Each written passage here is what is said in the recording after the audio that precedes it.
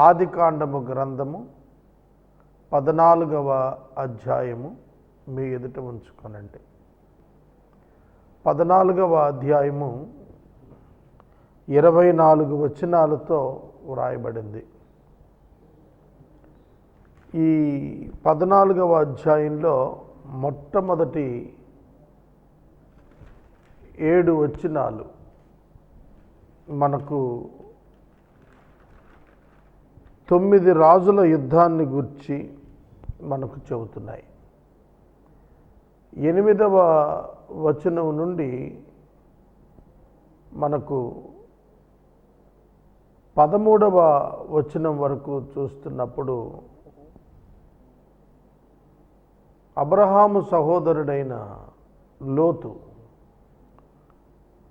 ఆ యుద్ధంలో ప్రజలతో పాటు తీసుకొని పోబడ్డాడు చెరలోనికి అనేది చూస్తాం. ఆ తరువాత అబ్రామునకు సమాచారం వచ్చి అబ్రాము తన ఇంట సుశిక్షితులైన 318 మందిని తీసుకొని ఆ రాజులను తరిమి తన సహోదరుని కుమారుడైన లోతును అతని ప్రజలను వెనుకకు తీసుకుని వచ్చాడు. ఆ సందర్భంలో దేవుడైన యెహోవా అతనికిచ్చిన విజయాన్ని బట్టి అతనిని దర్శించటానికి యేసుక్రీస్తును పోలిన వాడైన మెల్కీసెదెకు సమాధానపు రాజు అతడు అబ్రామును దర్శించాడు. అక్కడ అబ్రాము మెల్కీసెదెకునకు దశమాంశాలు ఇచ్చాడు. సొదొమ రాజు అబ్రామును ఆస్తి తీసుకుని మనుషులను నాకు ఇస్తే చాలన్నాడు. కానీ అబ్రాము దానికి ఒప్పుకోలేదు. నీ వలన నేను ధనవంతుడినైతినని నీవు చెప్పుకొనకుండా నిమిత్తం నూలు పోగునైనా చెప్పుల వారినైనా నేను ముట్టను.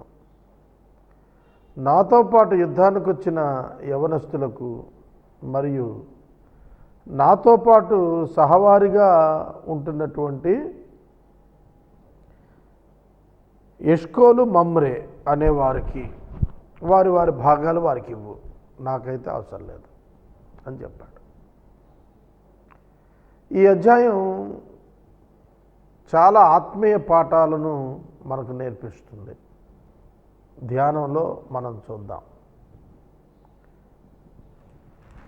14వ అధ్యాయం 1వ వచనం నుండి చదివినట్లయితే 4 రాజులు 5 రాజులతో తలపడ్డారు.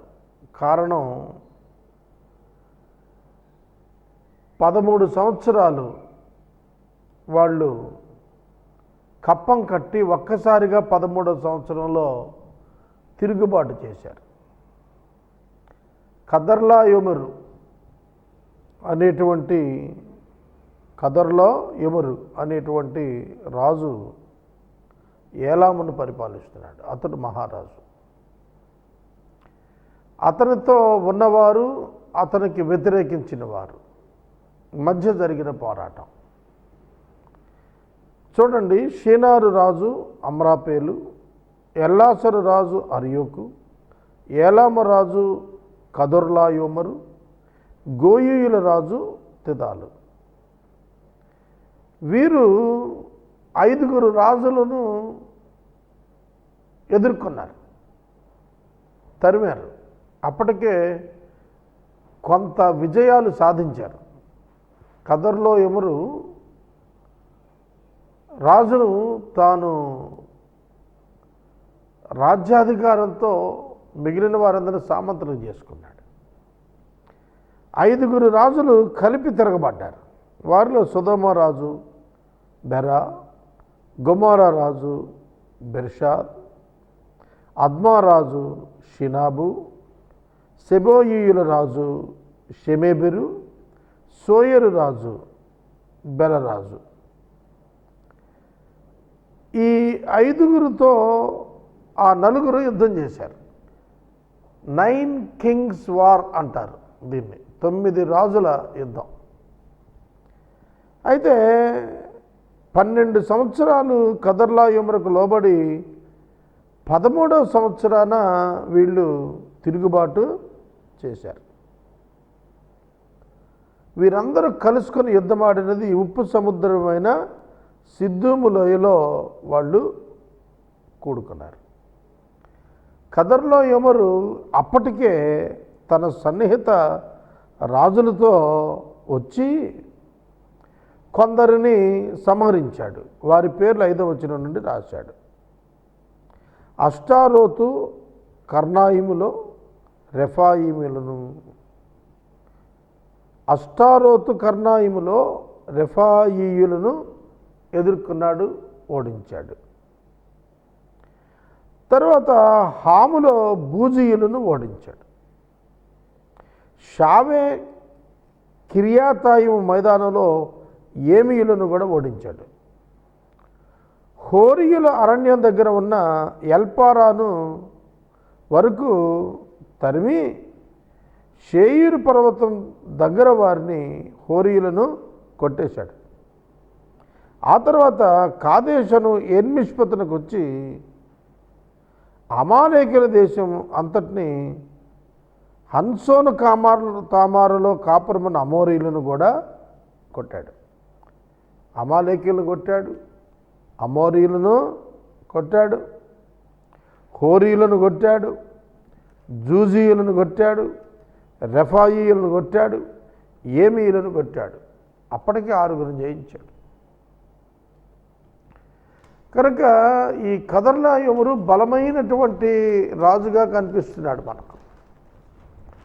ఇతడు జయించుకుంటూ వచ్చేస్తున్నాడు. ఆ నేపథ్యంలో జరిగిన యుద్ధంలో లోతు కూడా విక్టిమ్గా మారాడు, బాధితుడిగా మారాడు. అప్పుడు సుధమరాజు, గుమ్మారాజు, అద్మారాజు, సుబోయిమరాజు, సోయరు రాజు బెల బయలుదేరి సిద్దీము లోయలో వారితో, అనగా ఈ 5 రాజులు 4 రాజులతో, ఏలాము రాజు కదర్లాయోమరు, గోయీయుల రాజు తిదాలు, షినారు రాజు అమ్రపేలు, ఎల్లాసర్ రాజు అరియోకు అనే వారితో, ఆ 4 ఈ 5 యుద్ధం చేశారు. చేసినప్పుడు సిద్దీము లోయలో విస్తారమైన మట్టికీలు గుంటలు ఉన్నాయి. సొదొమ గొమొర్రా రాజులు పారిపోయి వాటిలో పడిపోయారు. శేషించిన వారు కొండలకు పారిపోయారు. అప్పుడు వారు సొదొమ గొమొర్రాల ఆస్తి యావత్తు తీసుకుని భోజన పదార్థాలని, మనుషులను దాసులుగా చేసుకొని వాళ్ళు వెళ్ళిపోయారు. మరియు అబ్రాహాము సహోదరుడైన లోతు సొదొమలో కాపురముండిన గనుక అతనిని, అతని ఆస్తిని కూడా పట్టుకొని పోయారు. ఇది జరిగింది. ఏం చెప్తున్నాడు ఇక్కడ పరిశుద్ధాత్మ దేవుడు? దేవుని పిల్లలు ఏం నేర్చుకోవాలి? ఈ లోకంలో సంభవించే కొన్ని సమాజపరమైనటువంటి పరిస్థితులు విశ్వాసుల మీద కూడా ప్రభావాన్ని చూపిస్తాయి. They can't escape. ఒక బస్సు ప్రమాదం అయింది అనుకోండి, ఆ బస్సులో అందరూ అవిశ్వాసులు ఉండొచ్చు. ఒక్క విశ్వాసి ఉంటే ఆ ఒక్క విశ్వాసి కూడా వారితో పాటు సమస్యను ఎదుర్కొంటాడు. కనుక ఈ లోకంలో విశ్వాసులు నివసిస్తున్నప్పుడు మాకు సమస్యలు రావు అనే భావనతో ఉండద్దు. సమాజంలో ఉండేటువంటి పరిస్థితులు మన మీద ప్రభావాన్ని చూపిస్తాయి. అబ్రాహాము కాలంలో కరువు వచ్చింది, ఐగుప్తుకి వెళ్ళిపోయాడు. అలాగే మనకు నయోమి కాలంలో కరువు వచ్చింది, మోయాబుకి వెళ్ళిపోయారు వాళ్ళు. చూడండి, హేరోదు యేసును చంప వెదుగుతున్నాడు, యోసేపు ఐగుప్తుకి వెళ్ళిపోయాడు. కాబట్టి మనం భౌతికమైన పరిస్థితులు విశ్వాసులమైన మన మీద కూడా ప్రభావాన్ని చూపిస్తాయి. ఇప్పుడు దేశంలో ద్రవ్యోల్బణం ఉంది. దాని ప్రభావం మన మీద కూడా పడుతుంది. కనుక దీన్ని మనం అర్థం చేసుకోవాలి. అటువంటప్పుడే ఒకరిని ఒకరు ప్రోత్సహించుకొని సంరక్షించుకోవాలి. అదే సంఘం యొక్క ధర్మం. లోతు విశ్వాసి, అబ్రాహాము విశ్వాసి. లోతుకు శ్రమ కలిగింది, చెరకెళ్ళాడు. అబ్రాహాము స్పందించాడు. ఇది క్రీస్తు యొక్క సంఘంలో మనం నేర్చుకోవలసిన ప్రధాన పాఠం. ఒకరి అక్కర సమయంలో మరొకరి సమృద్ధి ఉపయోగపడటానికే దేవుడు వారికి సమృద్ధినిచ్చాడు. దేవుని ప్యాటర్న్ ఆఫ్ గివింగ్ ఎట్లుంటుందంటే, దేవుడు మనకిచ్చాడు అంటే మనొక్కరి కోసం కాదు, అది మనం పంచుట కొరకు, కైనోనియా, షేరింగ్, ఇతరులతో పంచుకోవటానికి. యేసు 5 రొట్టెలు 2 చిన్న చేపలు విరిచి 12 మంది శిష్యులకు ఇచ్చేశాడు. వాళ్ళు ఇతరులకు ఇవ్వటం ప్రారంభించారు. అవి విస్తరించాయి. వాళ్ళ దగ్గర ఉంచుకోలేదు, వాటిని ఇవ్వటం ప్రారంభించారు. అవి విస్తరించాయి. కనుక విస్తరించింది వేరొకరికి ఇవ్వటానికి, మనం ఉంచుకోవటానికి కాదు. అది క్రైస్తవ సంఘం నేర్చుకోవాలి. మనం మన ప్రభువునందు విశ్వాసం ఉంచిన మరొక సోదరుడి యొక్క శ్రమలో భాగస్థులం కావాలి. ఆ శ్రమలో నుండి వారిని విడుదల చేయటానికి మనకు సిద్ధ మనసు కావాలి. అబ్రహాము చేసింది అదే. ఒక పడుచువాడు తప్పించుకొని పరిగెత్తుకుని వచ్చి అబ్రాహాముకు ఈ విషయం చెప్పాడు. అబ్రాహాము మమ్రేలో ఉన్నాడు. మమ్రే, ఎష్కోలు అనేవాళ్ళు అన్నదమ్ములు. వాళ్ళు అబ్రాహాముతో స్నేహంగా ఉన్నారు, అబ్రాహాముతో కలిసి ఉంటున్నారు. ఒకవేళ వాళ్ళు కలిసి వ్యవసాయం చేస్తున్నారు, వ్యాపారం చేస్తున్నారు. వారికి 318 మంది యూత్ ఉన్నారు. వాళ్ళు అలవర్చబడిన వాళ్ళు. They're trained boys, they're trained in war. యుద్ధానికి పనికొచ్చేటువంటి విద్యలు నేర్చుకున్నవారు వాళ్ళు. వాళ్ళని తీసుకున్నాడు, వెంటనే బయలుదేరాడు. అబ్రాహాము లోతును విడిపించాలి అని బయలుదేరాడు. దానికి కదర్లో యమరుతో యుద్ధానికి పూనుకున్నాడు. కదర్లో యమరు యొక్క రికార్డ్ ట్రాక్ మీరు చూస్తే, నేను ఈ వర్తమానంలో నేను చెప్పాను, 6 రాజులను అప్పటికే కొట్టేశాడు. కొట్టి 5 రాజుల మీద పడ్డాడు, వాళ్ళని కొట్టేశాడు. అంటే ఇంచుమించుగా కదర్లో యమరు టీము 11 రాజులను జయించేసింది. ఎక్కడ అయితే బార్బేరియన్ రైచెస్, బార్బేరియన్ నీతి. బార్బేరియన్ నీతి ఏమో దోచుకోవటం.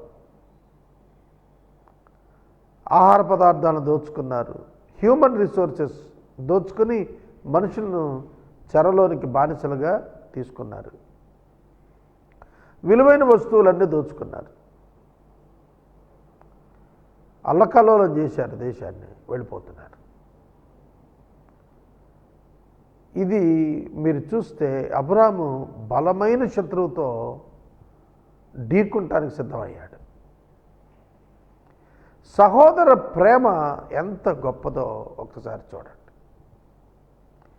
తన సహోదరుని కొరకు, తన సహోదరుని కుమారుడైన లోతు కొరకు అబ్రాహాము స్పందించాడు. విశ్వాసులంగా మనం స్పందిస్తున్నామా? ఒక సహోదరుడు చెరలో, ఒక సహోదరుడు శ్రమలో ఉంటే సౌఖ్యంగా ఉన్నటువంటి మనం ఏ విధంగా స్పందిస్తున్నాం? ఒకసారి మనల్ని మనం పరీక్షించుకోవాలి. అబ్రాహాము అయితే పోరాటం చేసే అంతటి స్పందన చూపించాడు. 13వ వచనంలో విశేషమైనటువంటి సమాచారం అందుకున్నటువంటి అతడు అమోరీయుని యొక్క ఏలోను వనములో మమ్రే అనే స్థలములో సింధూర వృక్ష వనములో అబ్రహాము ఎష్కోలు మమ్రేలతో నిబంధన చేసుకొని జీవిస్తున్నటువంటి సందర్భంలో తన తమ్ముడు చెరబట్టబడ్డాడని విని తన ఇంట అలవర్చబడిన 318 మందిని వెంటబెట్టుకుని దాను మట్టుకు ఆ రాజులను తరిమాడు.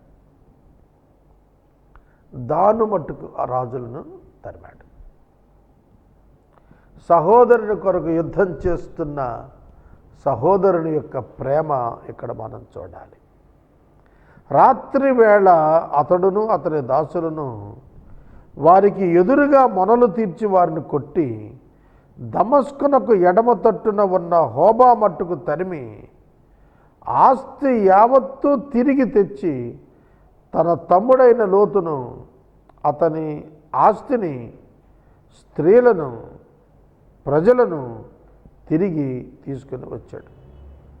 అబ్రాము కదర్లాయోమరును అతనితో కూడిన రాజులను ఓడించి తిరిగి వస్తున్నాడు. దేవుడు సహోదర ప్రేమను గౌరవించాడు. అబ్రామునకు ఆ 5 రాజులను అప్పగించాడు. వారు ఎంత గొప్ప సైన్యం కలిగి ఉన్నారో మనకు తెలియదు, కానీ తక్కువ సైన్యంతో 318 మంది యువకులతో అబ్రహాము తన ప్రణాళిక చొప్పున యుద్ధమాడి వారిని జయించి వారి బారిన పడినటువంటి లోతును వెనుకకు తేగలిగాడు. లోతు చెరకు వెళ్లకుండా, లోతు బానిసగా బ్రతకకుండా అబ్రాము సహాయపడ్డాడు. పౌలు గారు అంటాడు ఆధ్యాత్మికంగా, మీలో ఎవడైనా పడిపోతే దాని వలన మీరు నష్టపోతారని గుర్తించి వారిని మేల్కొల్పి సరి అయిన మార్గంలో పెట్టండి అని అంటాడు. ఇది ఆధ్యాత్మికంగా పౌలు చెప్పాడు. ఇది అబ్రహాము భౌతికంగా చేసి చూపించాడు.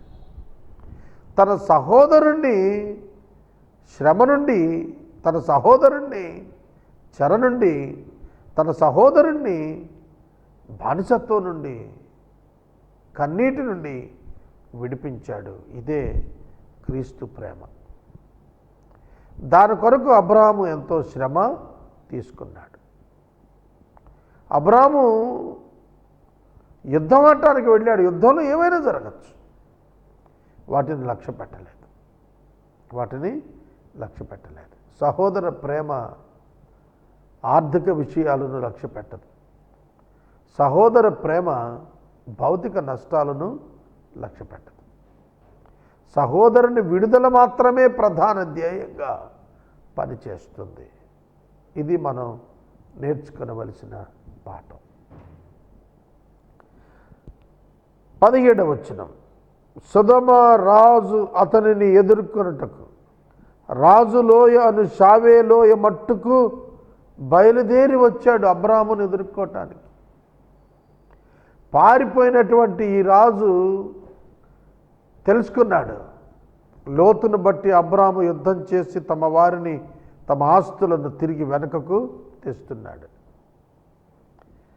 ఎన్నడూ కూడా సొదొమ రాజు అనుకోలేదు మరలా వీళ్ళు వెనక్కి వస్తారు, పోయింది దొరుకుతుందని అనుకోలేదు.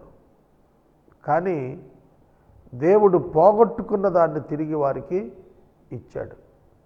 నష్టపోయిన దానిని తిరిగి దేవుడు వారికి ఇచ్చాడు. దేవుని పిల్లలు నష్టపోయిన వారి యొక్క నష్టాన్ని రికవరీ చేసే స్థాయిలో ఆలోచన కలిగి ఉండాలి. మరియు షాలేము రాజైన మెల్కీసెదకు రొట్టెను ద్రాక్షారసమును తీసుకుని వచ్చాను. షాలేము రాజు మెల్కీసెదకు సమాధానపు రాజు అనేటువంటి పేరు కలిగినవాడు. ఇతడు సర్వోన్నతుడగు దేవునికి యాజకుడు మరియు రాజు. క్రీస్తును పోలినవాడు. క్రీస్తు మెల్కీసెదకు తరువాత 2000 సంవత్సరాలకు వచ్చినవాడు. కానీ పరిశుద్ధాత్మ దేవుడు మెల్కీసెదకును గూర్చి రాస్తున్నప్పుడు ఏం చెబుతున్నాడు? హెబ్రీ పత్రిక 7వ అధ్యాయంలో పౌలు భక్తుడు రాస్తూ అద్భుతమైనటువంటి మాటలు చెప్పాడు. ఈ మెల్కీసెదకు దేవుని కుమారుడైన క్రీస్తును పోలి వచ్చినటువంటి వాడు. ఎలా అనేది చెబుతున్నాడంటే 5 రకాలైనటువంటి గుర్తులు చెప్పాడు. ఆది అంతము లేనటువంటి వాడు, ఆది అంతము లేనివాడు, తల్లి తండ్రి లేనటువంటి వాడు, వంశావళి లేనటువంటి వాడు. తల్లి లేదు, తండ్రి లేదు, వంశావళి లేదు, మరియు ఆది లేదు, అంతము లేదు. ఆది లేనివాడు, అంతము లేనివాడు ఒక్కడే దేవుని కుమారుడు. కనుక దేవుని కుమారుడైన యేసుక్రీస్తు ప్రభువును పోలి ఈ మెల్కీసెదకు ఉన్నాడు. ఇతడు నిరంతరము యాజకుడై ఉన్నాడు అని లేఖనం సెలవిస్తోంది. హెబ్రీ పత్రిక 7వ అధ్యాయం 1 వచనం నుండి 3 వచనాలు మనం చూస్తే మెల్కీసెదకు గురించి ఏం రాస్తున్నాడు? రాజులను సంహారము చేసి తిరిగి వచ్చుచున్న అబ్రహామును ఎవడు కలుసుకొని అతనిని ఆశీర్వదించెనో, యెహోవా దేవుని యొక్క ప్రతినిధిగా వచ్చాడు, షాలేమునకు రాజుగా ఉన్నాడు. ఇతడు ఒక మర్మయుక్తమైనటువంటి జీవితం కలిగిన వాడు ఉన్నాడు. రాజు మరియు యాజకుడు.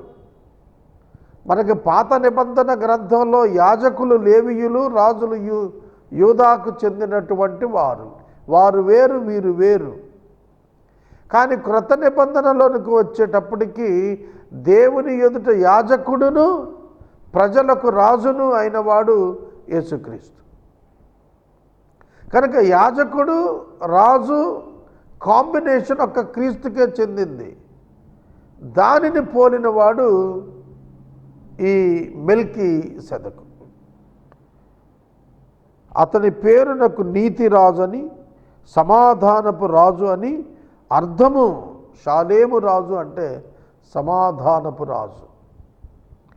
అతడు తండ్రి లేనివాడు, తల్లి లేనివాడు, వంశావళి లేనివాడు, జీవిత కాలమునకు ఆది అయినను జీవమునకు అంతమైనను లేనివాడు. జీవనమునకు అంతమైనను లేనివాడై ఉండి దేవుని కుమారుని పోలున్నాడు, యేసుక్రీస్తుని పోలున్నాడు. కనుక యేసుక్రీస్తు ప్రభువును పోలిన ఒక రాజు, ఒక మిస్టీరియస్ పర్సనాలిటీ ఆ రోజున అబ్రాహామును కలుసుకున్నప్పుడు అబ్రాహాము అతనిని దేవుని కుమారుని పోలున్నాడని గుర్తిరిగి దశమాంశాలు చెల్లించాడు. ఆదికాండం 28వ అధ్యాయంలో బేతేలు అనుభవం తరువాత యాకోబు దేవునికి మొరపెట్టి అన్నాడు, నేను దశమ భాగాన్ని నీకు చెల్లిస్తానన్నాడు. మరి ఇక్కడ యాజకునికి దశమ భాగం ఇచ్చి దేవునికి ఇచ్చానని భావించాడు. దేవుని ప్రతినిధిగా షాలేము రాజు అయినటువంటి మెల్కీసెదకు 14వ అధ్యాయంలో మనకు కనిపిస్తున్నాడు. అతనికి ఆశీర్వదించే అధికారం ఉన్నది. అయితే అతడు ఆశీర్వదించింది తన పేరిట కాదు, యెహోవా నామమున సృష్టికర్త అయినటువంటి దేవుని పేరిట అబ్రహామును మెల్కీసెదకు ఆశీర్వదించాడు. 19వ వచనం, అప్పుడు అతడు అబ్రహామును ఆశీర్వదించి ఆకాశమునకు భూమికి సృష్టికర్తయు సర్వోన్నతుడైన దేవుని వలన అబ్రహాము ఆశీర్వదించబడును గాక. నీ జీవితంలో, నా జీవితంలో ఇట్లాంటి ఆశీర్వాదం కోరుకోవాలి. యాకోబు లాబాను దగ్గర పొందిన ఆశీర్వాదం కాదు. యాకోబు ఇస్సాకును మోసం చేసి పొందిన భౌతిక ఆశీర్వాదం కాదు. సర్వోన్నతుడైన దేవుడు, సర్వసృష్టికర్త అయిన దేవుడు నన్ను ఆశీర్వదించాలి అనే భావన నాలో ఉండాలి, మీలో ఉండాలి. అబ్రాహామును ఆశీర్వదించింది దేవుడు. మెల్కీసెదెకు దేవుని నామాన్న అబ్రాహాము ఆశీర్వదించబడాలని దీవించాడు. నీ శత్రువులను నీ చేతికి అప్పగించిన సర్వోన్నతుడకు దేవుడు స్తుతించబడును గాక. అబ్రహాము తన శక్తితో, తన యవనస్తుల బలముతో 5 రాజులను జయించలేదు. అక్కడ కూడా యుద్ధంలో దేవుడు ఒక గొప్ప సహాయాన్ని, అద్భుతాన్ని చేయబట్టే వారిని ఎలా ఎదుర్కొని సంహరించాలో తెలివితేటలు, ప్రణాళికలు, యుద్ధపు కూర్పు అబ్రహామునకు దేవుడు తెలియచేయబట్టే అబ్రహాము జయించగలిగాడు. అందుకనే మెల్కీసెదెకు అన్నాడు, అబ్రామా, నీకు విజయాన్ని ఇచ్చిన దేవుడు సన్నతించబడాలి, స్తుతించబడాలి అన్నాడు. మనకు విజయమునిచ్చు దేవుడు స్తుతించబడాలని మనం ఎప్పుడు ప్రార్థించాలి. ఆదికాండము గ్రంథము 14వ అధ్యాయము 21వ వచనము నుండి ధ్యానిద్దాము. 20వ వచనంలో అబ్రాము దశమ భాగములను మెల్కీసెదెకునకు చెల్లించాడు. కొన్ని విషయాలు చెప్పి 21వ వచనంలోనికి వెళతాను. మెల్కీసెదెకు యేసుక్రీస్తును పోలినటువంటి వాడు. ఆది అంతము, తల్లి తండ్రి వంశావళి లేనివాడు యేసుక్రీస్తు. కనుక దేవుని కుమారుని పోలి ద్రాక్షారసం రొట్టె తెచ్చాడు. ద్రాక్షారసము రొట్టె క్రొత్త నిబంధనను జ్ఞాపకం చేస్తోంది. క్రొత్త నిబంధన ఏమిటి? క్రీస్తు రక్తములో మానవ పాప పరిహారం, క్రీస్తు నామములో ఉచిత పాప క్షమాపణ, క్రీస్తు యొక్క శరీర గాయములలో విశ్వాసికి భౌతిక స్వస్థత. మనకి కొరింథీ సంఘానికి పౌలు ఉత్తరాన్ని రాస్తున్నప్పుడు 11వ అధ్యాయంలో ఆయన సెలవిచ్చాడు. యేసు తాను అప్పగించబడిన రాత్రి ఒక రొట్టెను పట్టుకొని కృతజ్ఞతాస్తుతులు చెల్లించి వారి ఎదుట దానిని విరిచి, ఇది మీ నిమిత్తము విరవబడుచున్న నా శరీరం. యేసు శరీరం మానవుల నిమిత్తం విరవబడింది. ఒక పాత్రను చేత ఎత్తుకొని మీ నిమిత్తము చిందించబడుచున్న క్రొత్త నిబంధన రక్తం. క్రొత్త నిబంధన యేసు రక్తము చేత చేయబడింది. పాత నిబంధన జంతువుల రక్తం చేత చేయబడింది. క్రొత్త నిబంధన దేవుడు చేశాడు. పాత నిబంధన మోషే రక్త ప్రోక్షణం చేత దేవుని చేత పొందాడు. కనుక పాత నిబంధన క్రొత్త నిబంధనకు గురుతు, ఛాయ. ఈ క్రొత్త నిబంధన సంబంధితమైనటువంటి రొట్టె ద్రాక్షారసాలు మెల్కీసెదెకు అబ్రహాము దగ్గరకు తెచ్చాడు. అబ్రహామునకు క్రీస్తు యొక్క రక్తము శరీరములలో పాలిభాగస్థుడగుటను గూర్చినటువంటి విశేషతను మెల్కీసెదెకు అబ్రహామునకు జ్ఞాపకం చేస్తున్నాడు. దానికి కృతజ్ఞతగా అబ్రహాము దశమ భాగము చెల్లించాడు. అబ్రహామును మెల్కీసెదెకు ఆశీర్వదించాడు. యెహోవా వలన సర్వశక్తి కలిగిన సర్వోన్నతుడైన సర్వసృష్టికర్త అయిన దేవుడు నిన్ను ఆశీర్వదిస్తాడు అని చెప్పాడు. ఆశీర్వాదము భౌతికం కాదు, ఆశీర్వాదము ఆధ్యాత్మికం, ఆశీర్వాదము అంతరంగ సంబంధితం. కనుక దేవుడిచ్చు ఆశీర్వాదము శాంతి, సమాధానము, నీతి, సత్యము, న్యాయముతో కూడినదిగా ఉంటుంది. కనుక అబ్రాహామును దేవుడు ఆశీర్వదిస్తాడు. మనుషులు కాదు, అతని స్వప్రయత్నం, యుక్తి, శక్తులు కాదు. ఇది అబ్రాహామును ఎంతగానో సంతోషపరిచింది. అబ్రాహాముకు తన పిలుపునకు నిశ్చయతతో ఈ వచనాలు క్రోడీకరించబడుతున్నట్లు గ్రహించాడు. ఈ విశేషతలు పోలిక చేసి చూచినప్పుడు దేవుడు తనకు తోడై ఉన్నాడని అర్థం చేసుకుంటానికి ఉపకరిస్తోంది. యెహోవా చేత నీవు విజయాన్ని పొందావు, నీకు జయాన్నిచ్చిన వాడు నీ దేవుడైన యెహోవాయే అని మెల్కీసెదెకు విజయ రహస్యాన్ని అబ్రహామునకు బోధించాడు. ఒక్క మాట గుర్తెరగండి, మానవులు పొందుతున్నది దేవుని కృప వలన. అయితే భౌతికంగా దేవుడు తన కృపను మానవులకు ఇస్తున్న సందర్భాల్లో భౌతిక సంబంధమైనటువంటి కొన్ని రుజువులు చూపిస్తాడు. ఉదాహరణకు, దేవుడు ఆశీర్వదిస్తాడు. ఆశీర్వదించినది అది మనుషుల చేత మనకు చేర్చబడుతుంది. ధర్మశాస్త్రం దేవుడిచ్చింది, కానీ తెచ్చింది మోషే. అక్కడ మనిషి కనపడతాడు. ఇశ్రాయేలు జనాంగానికి 40 సంవత్సరాలు యుద్ధం లేకుండా కాపాడింది దేవుడు, కానీ సొలొమోనును అక్కడ రాజుగా చూపించాడు. కనుక దేవుడు కార్యము జరిగించినప్పటికీ కొన్ని భౌతిక పరిస్థితులు అక్కడ కనిపిస్తాయి. అలాగే ఇక్కడ మెల్కీసెదెకు ఒక నరుడుగా కనబడుతున్నాడు, కానీ దీవెన వస్తోంది దేవుని నుండి మాత్రమే.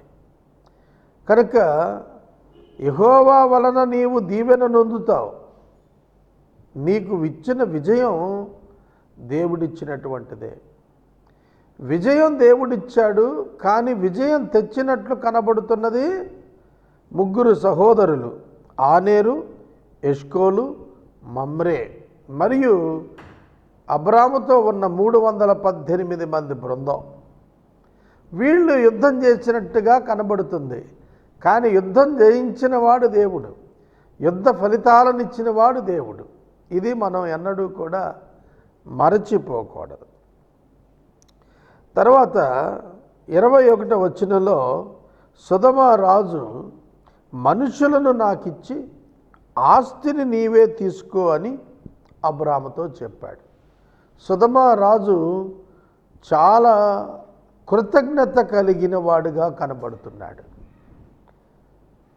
కుటుంబాలు తనకు కావాలని కోరుకున్నాడు. పోగొట్టుకున్న ఆస్తి తిరిగి రావాలని కోరుకోలేదు. గమనించండి, అబ్రాము దేవునికి కృతజ్ఞత చూపిస్తే అబ్రామునకు సొదొమ రాజు కృతజ్ఞత చూపిస్తున్నాడు. చూడండి విచిత్రం. అబ్రాము దేవునికి కృతజ్ఞతాస్తుతి చెల్లించి దశమ భాగం చెల్లిస్తే వెంటనే అతనికి విస్తారమైనటువంటి వచ్చుబడి అవకాశం అక్కడ వచ్చేసింది. అబ్రాముతో సొదొమ రాజు అన్న మాట, ఆస్తంతా నువ్వు తీసుకో, మనుషులను మాత్రం నాకు ఇచ్చేసాయి. అబ్రాము నీతి గలవాడు. అబ్రాము దానికి ఒప్పుకోలేదు. అబ్రాము డబ్బు పట్ల, ఆస్తి పట్ల ఎటువంటి అవగాహన కలిగి ఉన్నాడు?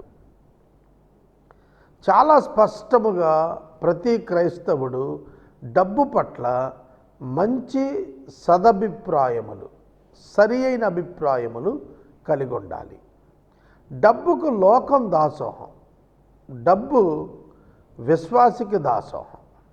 గుర్తుపెట్టుకోండి, డబ్బుకు లోబడిన వాడు డబ్బుకు దాసుడవుతాడు. డబ్బును పరిపాలించిన వాడే దేవుని దాసుడవుతాడు. డబ్బు మనకు దాసుడుగా ఉన్నప్పుడు అది మంచి దాసుడుగా ఉంటుంది.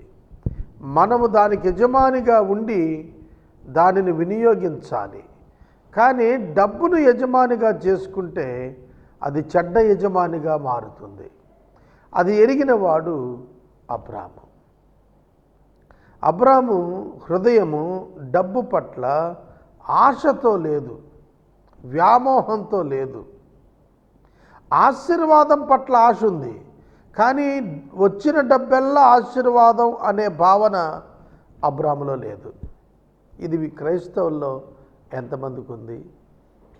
డబ్బు రావటం, సంపద రావటం విశేషం కాదు, అది వస్తున్న మార్గము విశేషంగా ఉండాలి.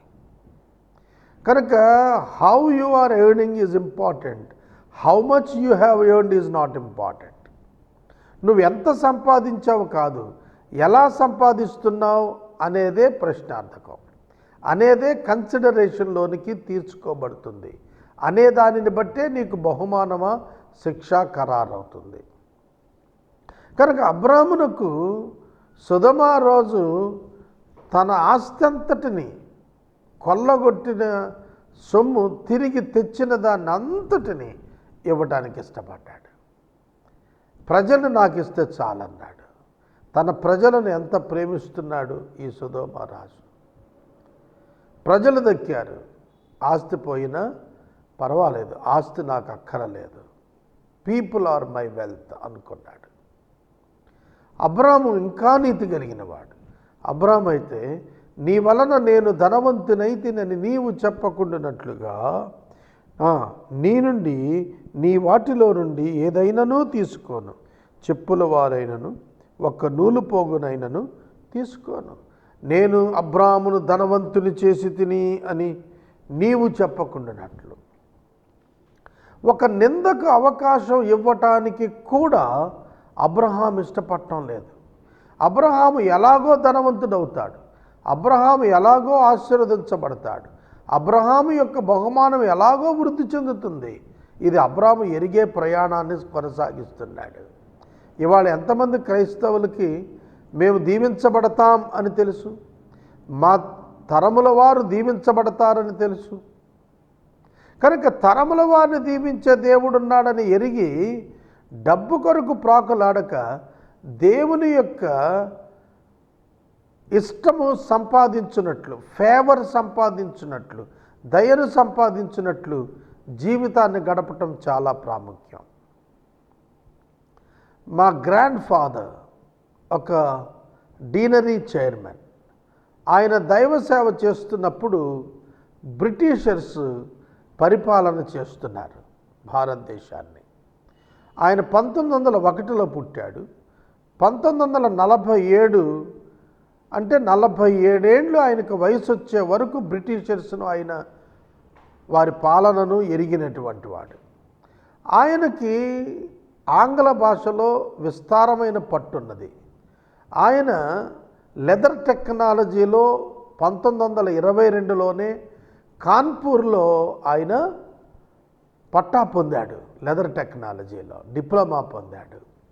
అందువలన బ్రిటిషర్స్ ఇండియన్స్ని ఉద్ధరించడంలో భాగంగా లెదర్ టెక్నాలజీ డెవలప్ చేయటానికి కొన్ని సెంటర్స్ పెట్టారు.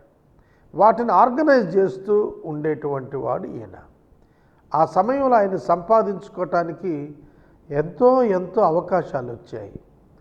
బ్రిటిషర్స్ యొక్క ప్రాపకంతో ఎన్నో ఆస్తులు కూర్చుకునే అవకాశాలు వచ్చాయి. కానీ బిడ్డలకు వాటన్నింటికంటే దేవుని దయ ఇవ్వాలనే ధ్యానంతో, ధ్యాసతో ఆయన వాటిని తిరస్కరించాడు.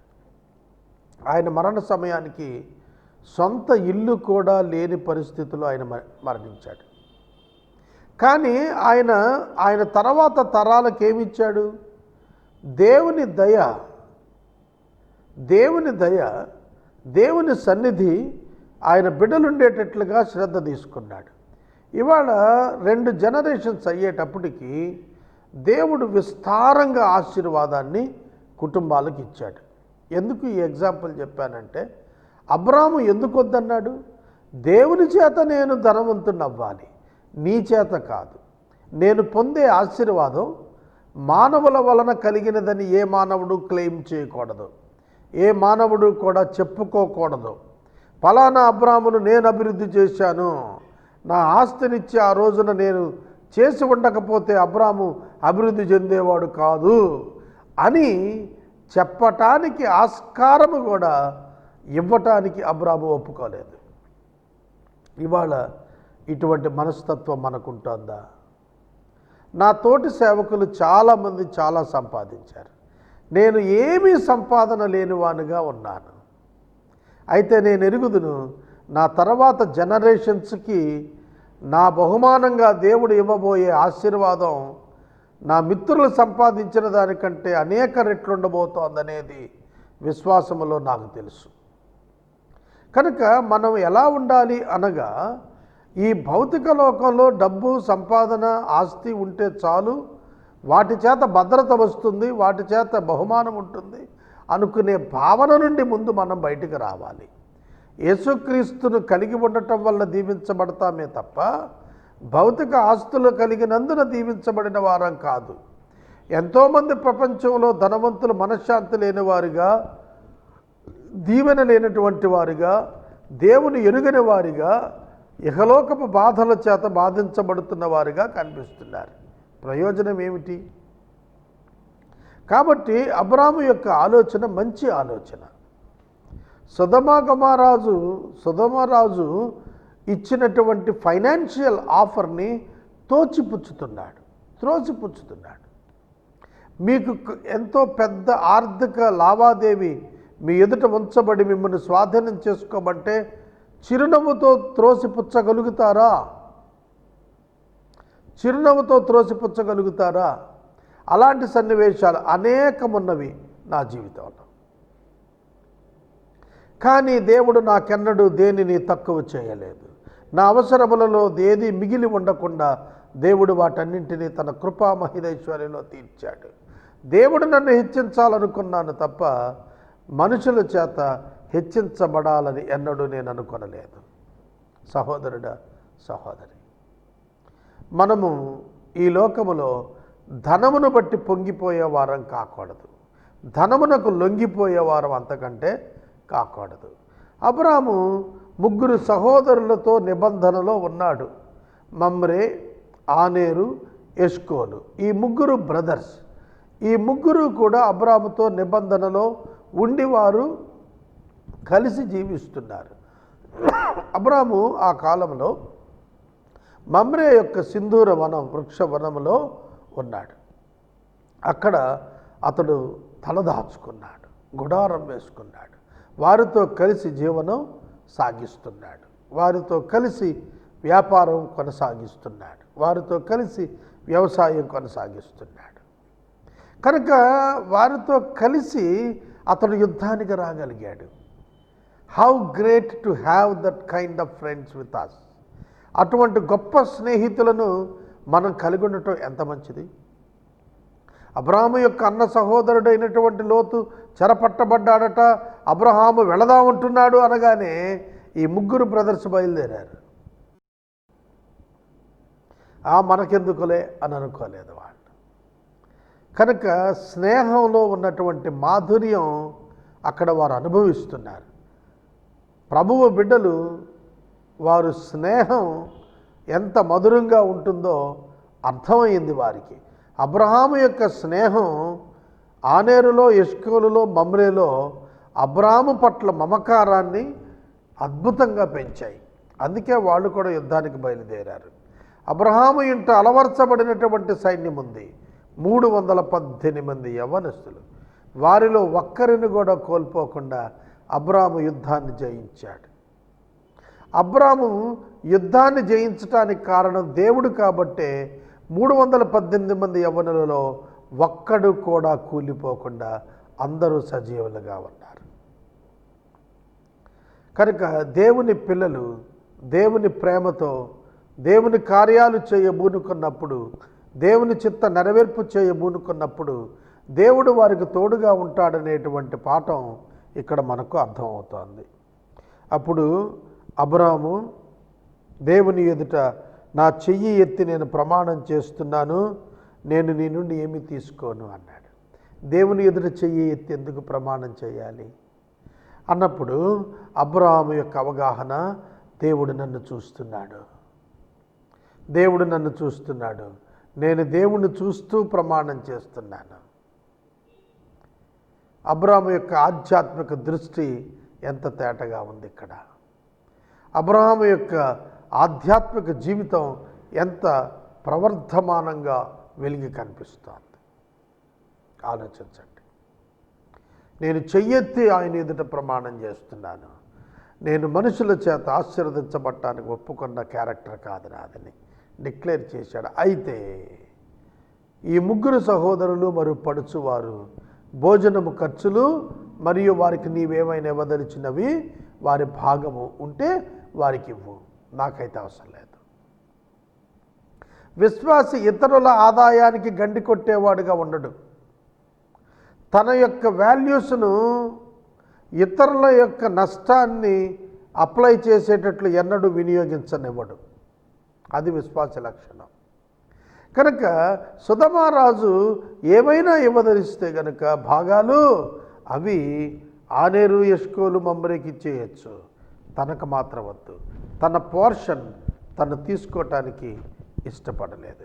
వారిని మాత్రం తీసుకోనివ్వండి అని సుధమారాజుతో ఒక రికమెండేషన్ చెబుతున్నాడు.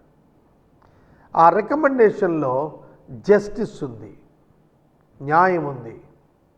వాళ్ళు యుద్ధంలో పాల్గొన్నారు కాబట్టి వారికి ఇచ్చేది నువ్వు ఇవ్వాలి.